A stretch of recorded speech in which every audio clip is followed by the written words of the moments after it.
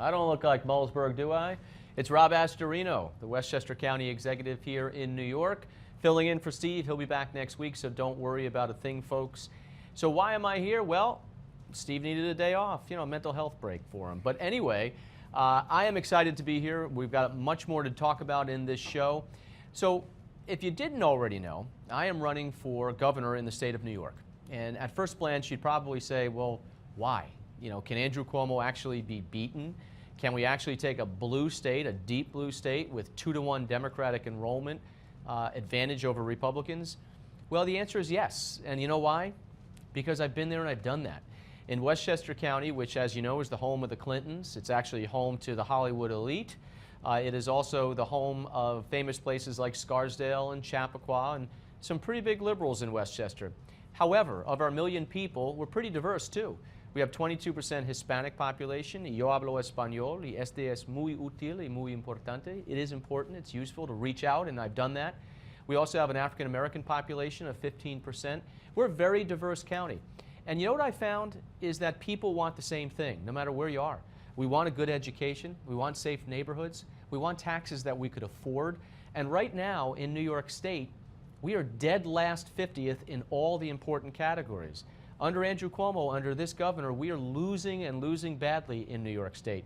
Highest taxes in America, worst economic outlook, worst place to do a business, worst place to retire, says the AARP, worst place to make a living, worst place to get an education. We spend the most on education, we're the bottom half in results. We have the most corruption, and that's from the University of Illinois, believe it or not. And you know what this means? 400,000 New Yorkers have thrown in the towel. They've given up hope on New York, and they've fled the state.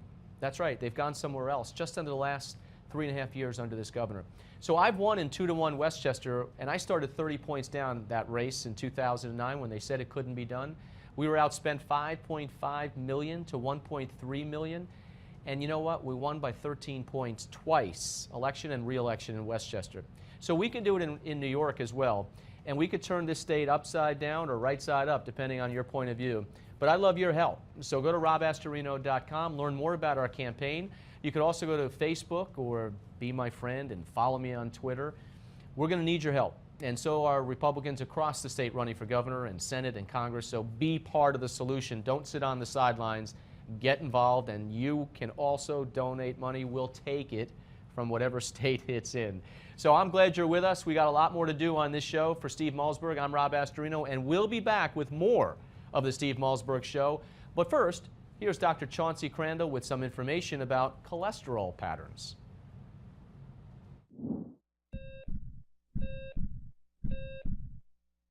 When I was a young doctor, we were just learning about cholesterol and how too much of it could lead to a heart attack.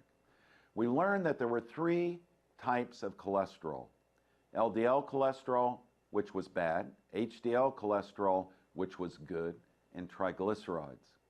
Now we know that not all bad cholesterol is the same. We learned that bad LDL cholesterol is comprised of 2 different types. One type is called pattern A, and the other type is called pattern B. And it's very important for you to know the type that you have.